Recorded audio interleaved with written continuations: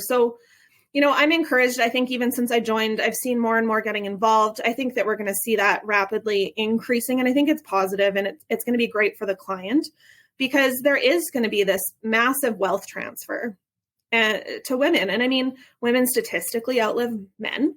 So when I look at working with female clients, I often look at it in two different cases. So, you have your more mature clients where maybe they lost a spouse or they inherited a large sum of money from their parents.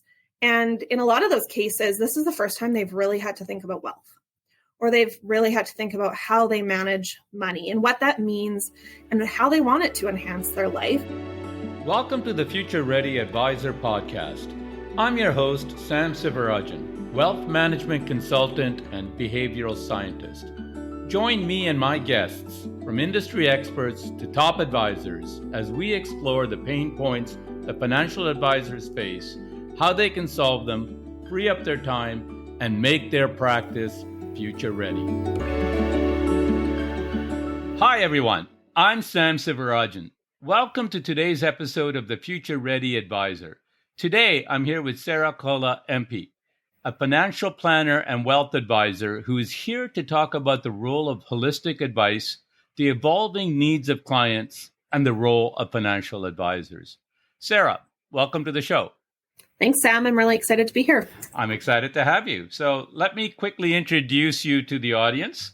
Sarah is a financial planner and wealth advisor with Mallard Wealth Advisors in Saskatoon, Saskatchewan. Previously a tax and accounting specialist at a large accounting firm, she brings his expertise to clients to create a tailored plan to ensure they achieve financial security through making informed decisions regarding their investments, insurance, estate plans, and other decisions that life brings. She primarily works with business owners and professionals who are looking to work with a tax and wealth planning expert to ensure that their business and family can thrive now and in the future. All topics that I think are going to resonate with our audience and with most Canadians today, Sarah. Love it if you can start by sharing a little with us about your practice, your transition from a big accounting firm, and your general philosophy as it comes to your wealth management practice. Absolutely. I mean, maybe I'll start with the transition from the big accounting firm because I think that ties in well to how I ended up here. Go back many years when I was a young child, and I grew up in a household where both my parents were financial planners. They worked together. And in fact, I, as a teenager, worked in the business doing filing and filling out forms and all the fun things. So, I mean, it was all familiar to me, and money was never a taboo topic in our family, which I think is one really important distinction because sometimes money makes people uncomfortable. So, I mean, wealth and financial topics were often discussed at the dinner table. So it's kind of natural that I'm here, but not natural from the perspective that I never planned on being in this role today. I went and I got my accounting degree. I ended up in the College of Commerce thinking I was going to become a lawyer, actually. And then I took one business law class, thought, that's not for me. Somehow end up in accounting, really enjoyed it, but I'm the girl who hates math. So how I became an accountant, well, I mean, it's what happened. And I always say math or accounting is really just adding and subtracting and maybe some division. So, I didn't plan on joining my parents. My parents never planned on me joining them. I didn't do a finance degree. Went and, I graduated, moved, got a job in an accounting firm, quickly realized I really enjoyed tax. And so that's where I spent, over a decade practicing, was specializing in tax. And really, I'm not really doing that different of a role than what I did at the accounting firm because I'm providing advice and I'm working with families and business owners. But I guess the advice is a bit different. And so on a long-winded story, to come back to how I ended up here is, about 7-8 years ago, my parents started thinking about their succession plan, realized they weren't going to work forever. And what did they want to do with the business? Did they want to sell it to somebody else? Was there somebody that they could come in and transition it to? So they approached me. And at the time, I really had no desire to join them, wasn't even on my radar. And then over a couple of years, I started thinking about it and considering it more and more. And when I really stepped back and I thought about what I loved doing in my role in the accounting tax world, I really loved doing the big picture planning with my clients. I loved sitting down, talking to business owners, understanding their business, understanding what made them tick, and then figuring out how we could design a tax planning strategy that made sense, how we could design that estate plan, and all those sorts of fun things. So then I went back to my parents and I said, okay, maybe I'll join. And from there, I joined just over 5 years ago, and I haven't looked back. And so that's been great.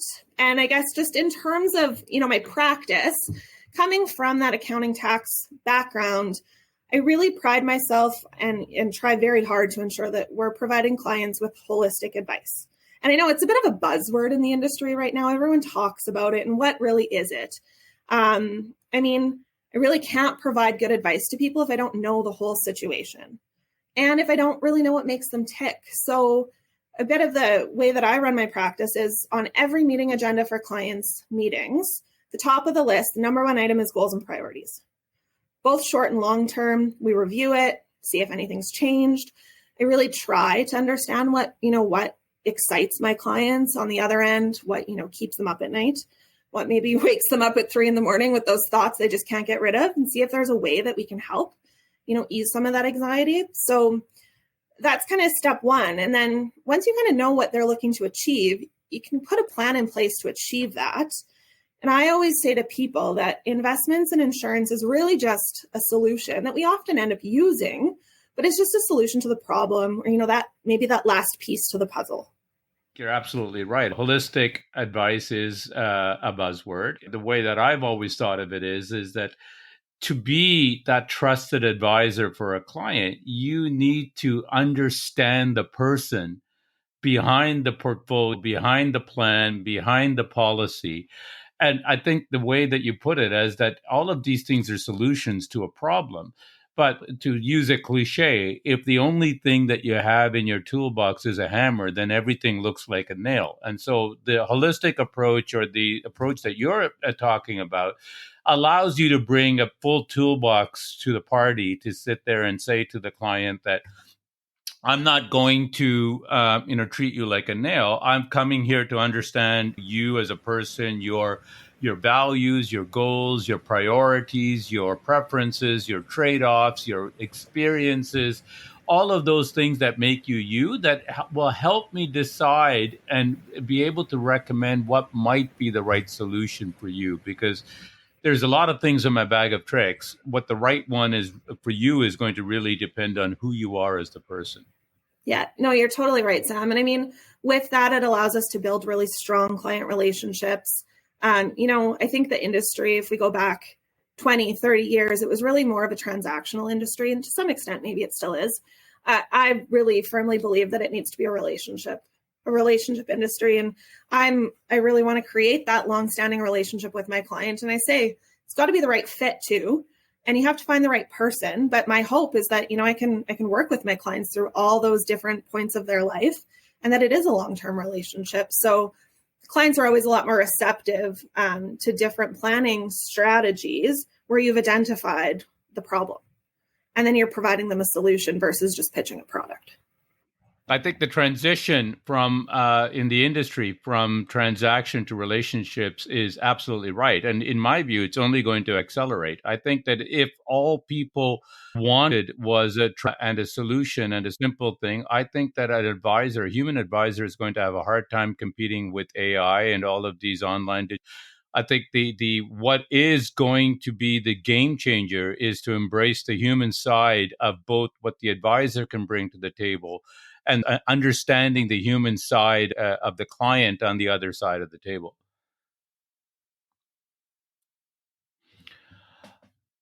One of the things that I want your perspective on, look, the industry is quite diverse, but it is a fact that it's still mostly male dominated.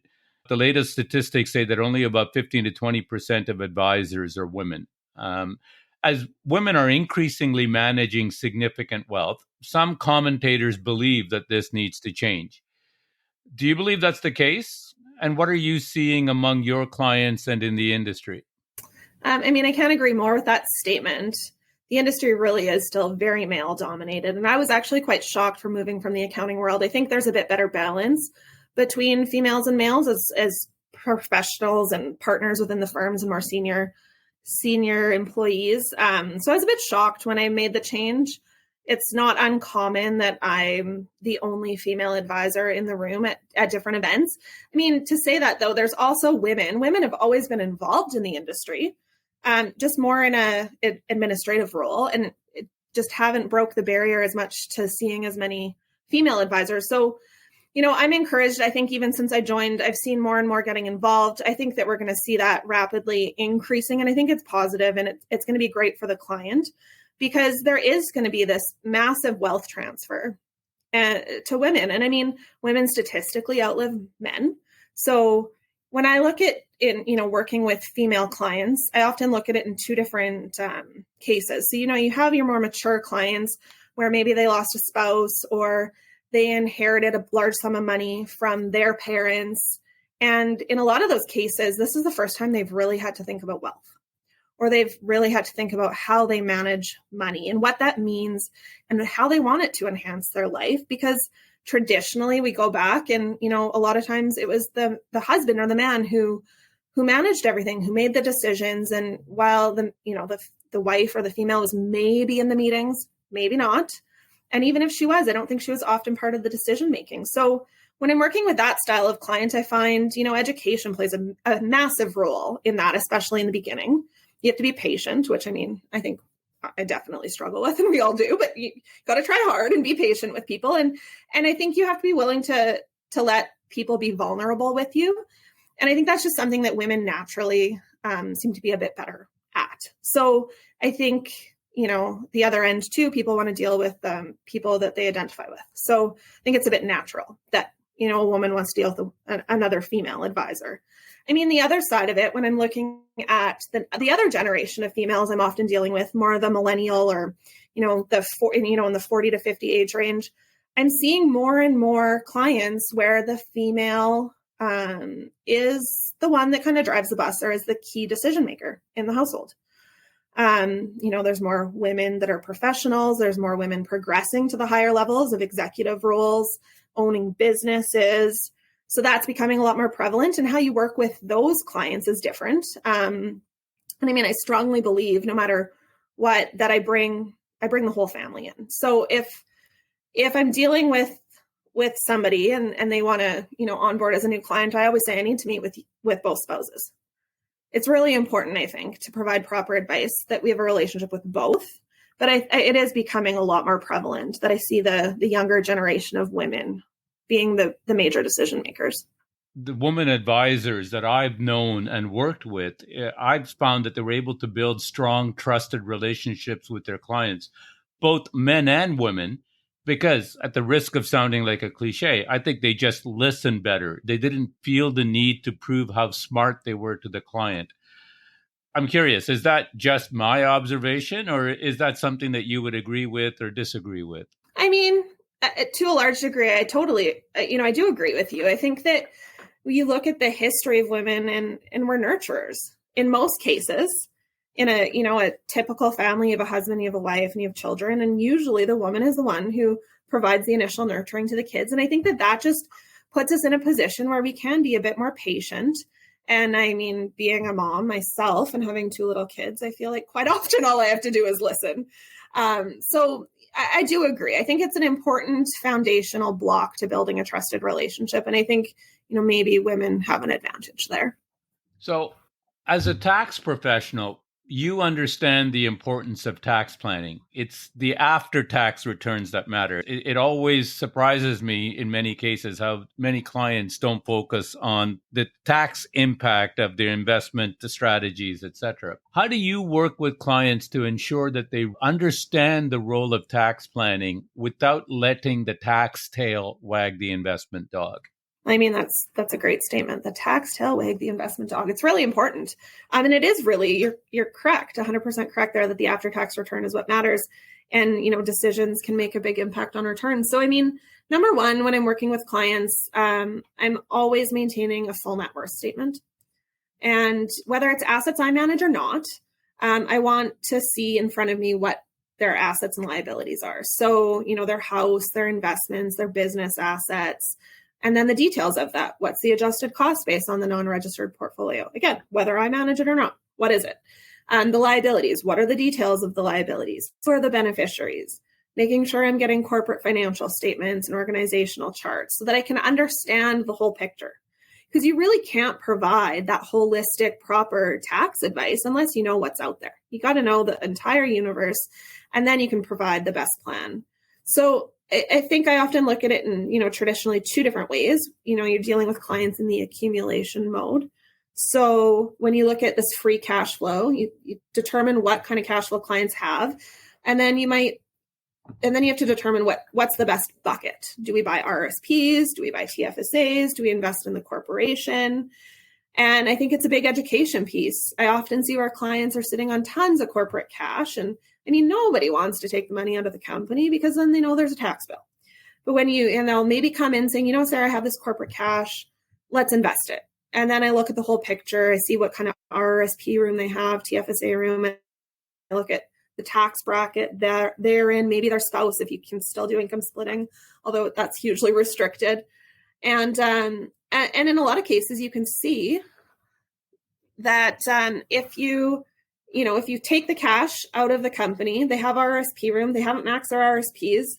Well, that after tax growth, we're deferring the tax, mind you, but it's going to accumulate and compound a lot quicker than if we're invested in the company and we've got to pay tax on those distributions and just reinvest the net taxed distribution out. So it's decisions like that. But I think the key to it in the accumulation mode is knowing what's there. And then from there, you can look at, if you have a portfolio that has 20% income and 80% equities, well, let's put the fixed income in their RSPs maybe and build the equities into their TFSAs tax asset class that's going to grow and never be taxed. So, there's a lot of pieces to it. And I try not to overcomplicate it with the client.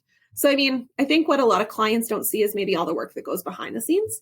And, you bring this solution that you're trying to keep simple for them and educate them along the way. But I think often people don't understand how much goes into it. I think to your point, you have to take a holistic, big picture, but longer term picture as well. So that what may look like the simple solution on the face of it may not make sense. You talked about it, but one of the things I've seen often is that people tend to hold their long-term equities in their RSPs because the RSP is their long-term investment vehicle. And yes, if it's forces you to not react and pull money out because the market is volatile, maybe that makes sense. But the reality of it is, from a tax perspective, you're using valuable RSP room that could be better used for fixed income and give you a better after-tax return on the lower fixed income returns in your RSP and leave your dividend paying or capital gains into your non-registered accounts because they're taxed better in the Canadian context, right? But you need to have somebody like you that brings that to bear to sit there and say, let me kind of give you a different perspective and a different view. Yeah, absolutely. I don't know how it's quite common where if people come in and they're sitting on savings in their TFSA, and I don't know what it is. I guess it's the name, tax-free savings account. Sometimes people are shocked they can actually invest in it. Sure, if that money is meant for short-term needs and that's all the cash flow you have, then yeah, let's park it in your TFSA for now and make sure you're not paying tax on the interest. But if that cash is that savings is designed for long-term needs, well, no, let's shuffle a few things around and let's invest your equities, like you said, in your TFSA. So yeah, there's a lot of misconceptions, and tax is complicated. So it's important to be working with an advisor that can properly assess the situation and provide tax efficient recommendations. Yeah, I think that's going to be huge going forward. We're living in a world that I don't see taxes rates doing anything but going up. So having a tax efficient investment or financial planning strategy, I think, is critical. And that means working with an advisor or advisors that can provide that perspective. Let me change tax a little bit. You deal with business owners and professionals. How do you see their needs evolving over the years? And I'm thinking particularly as they age, be thinking through their succession planning, whether they're going to sell the business. How do you help them think through this, work with other professionals? Because this is part and parcel of financial planning, but it's and the work you do as a wealth advisor, but it's also separate and different. Yeah, it's a great question. I mean, I think in the later years of a client's life, and as a business owner, succession planning, like you said, becomes really prevalent. They've been in an accumulation mode. They've just been accumulating assets, building their business, becoming financially independent, and now it switches, and they're looking at potentially decumulation.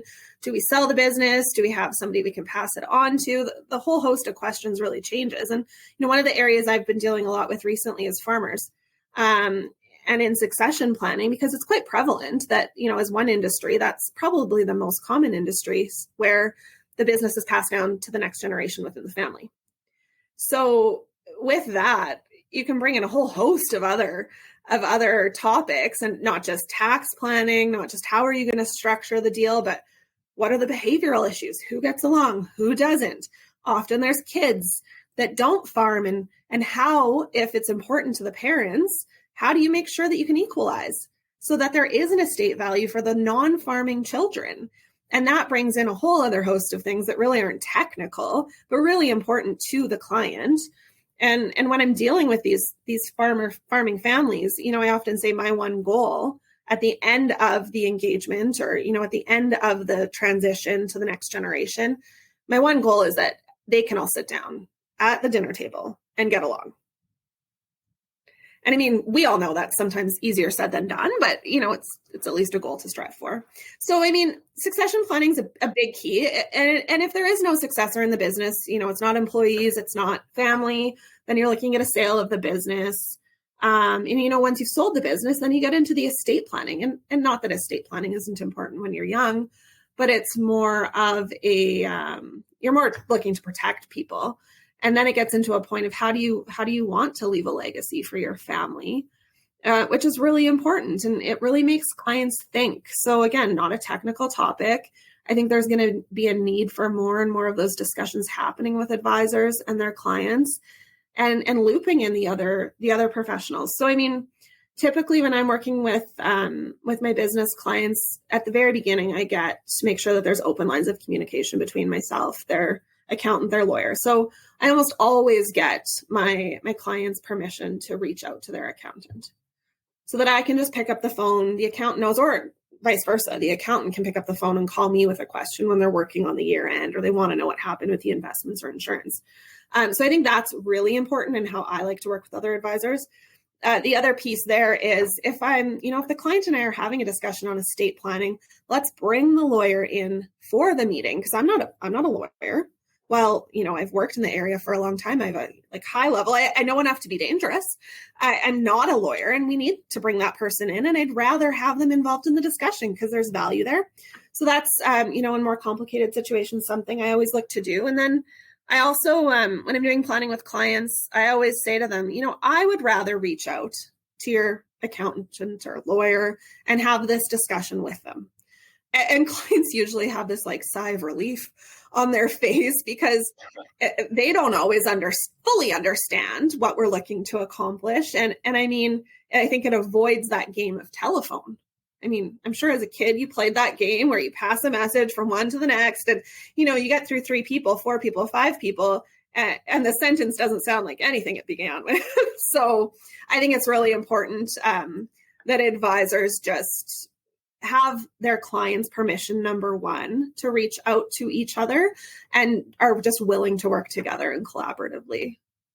I think those are some great points. I think you touched on one, I think that's quite important. And I think that a lot of this isn't technical, and there's a little bit of an art and a skill, but I think it's critical. I remember conversations with very wealthy families, and part of my role was to be able to surface some issues that I think weren't happening otherwise. You talk about, are the kids getting along?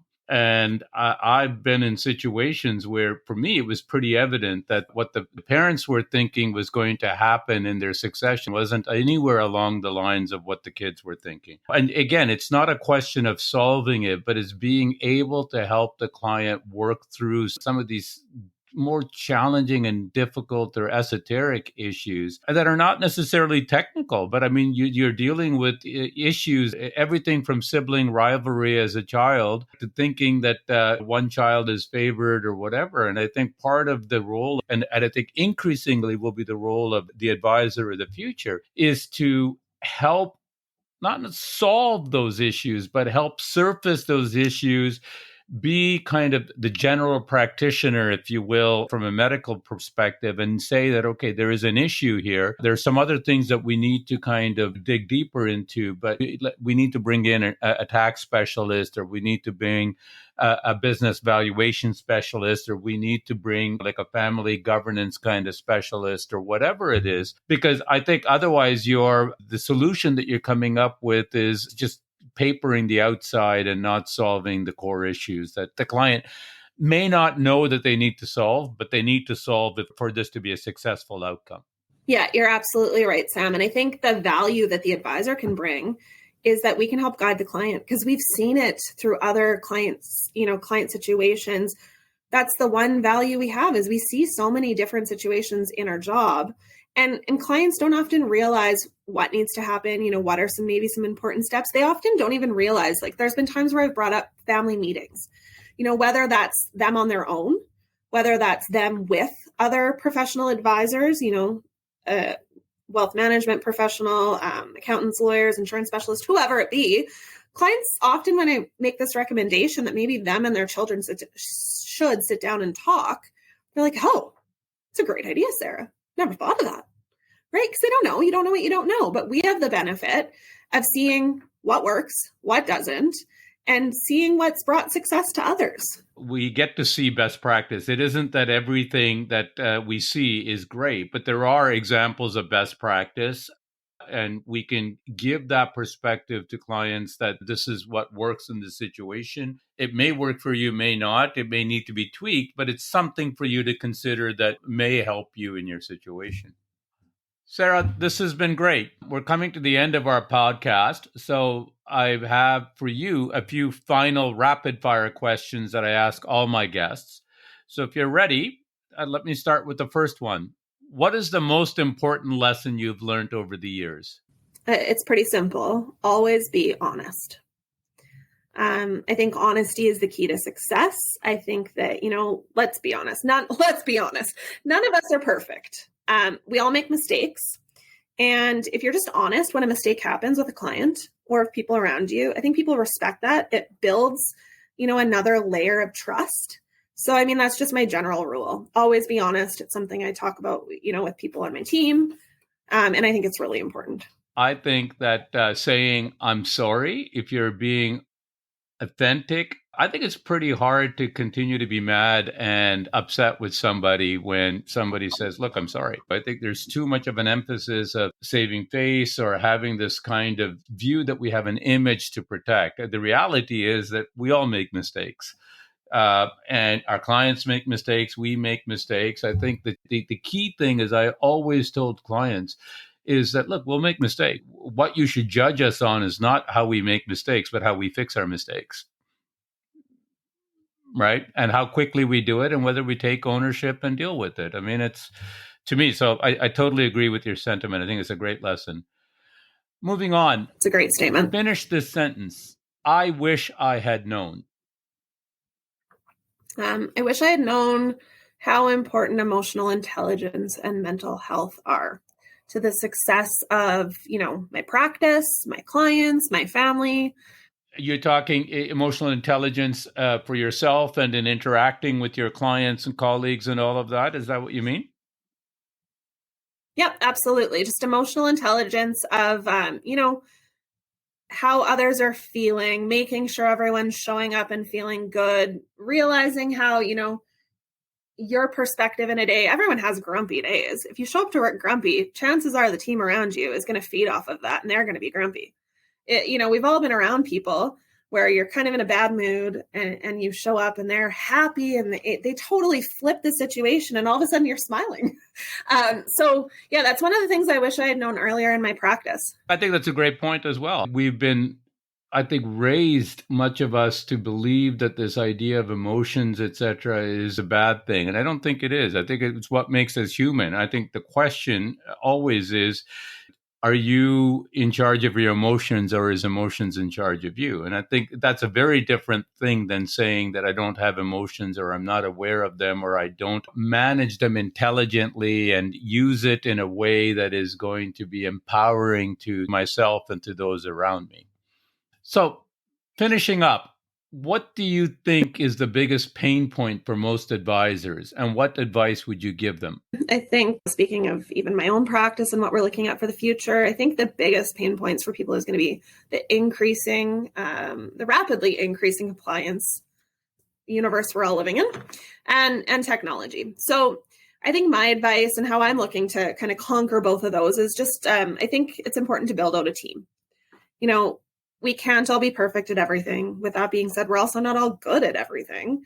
And if you build out a team, and you can hire people who complement the things you might be lacking. And if follow through, a lot of advisors I think lack follow through because it just speaks to what they do well and why they thrive in an advisory role.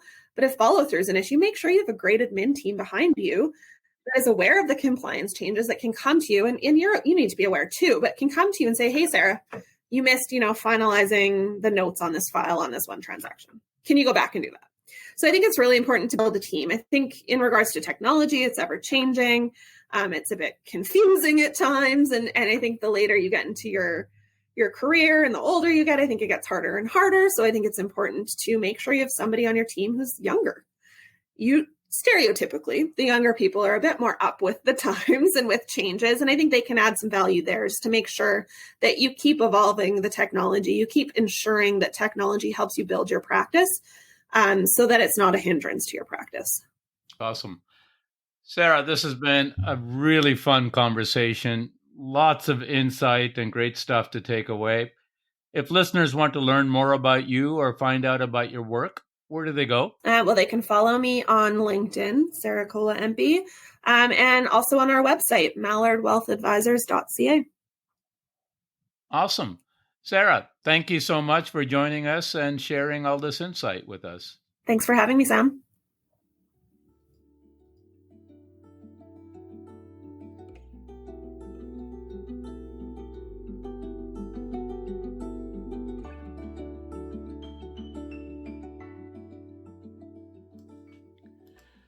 An interesting and insightful conversation with Sarah Kolla-Empey.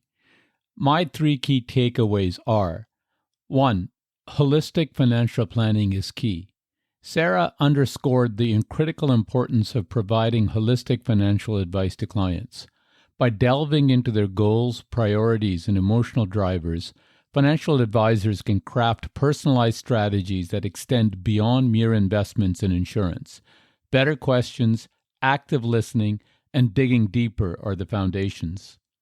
Number 2, emotional intelligence matters. Sarah highlights the significance of emotional intelligence in fostering strong client relationships. Being attuned to clients' emotions, offering a supportive environment, and understanding their unique concerns contribute to more successful financial planning outcomes. Number 3, the rise of women in the industry. Sarah addresses the fact that the industry historically has been male-dominated, but that there is a promising shift as more women are entering the field as financial advisors. This shift is of utmost importance, particularly considering the increasing number of women taking control of their finances. Thank you for listening to this episode of the Future Ready Advisor. Please be sure to subscribe to this podcast, and if you could rate it while you're at it, I would appreciate it. Visit samsivarajan.com, where you can download a behavioral coaching guide and find other resources. Join me in the next episode for more tips and tools to make your practice future ready.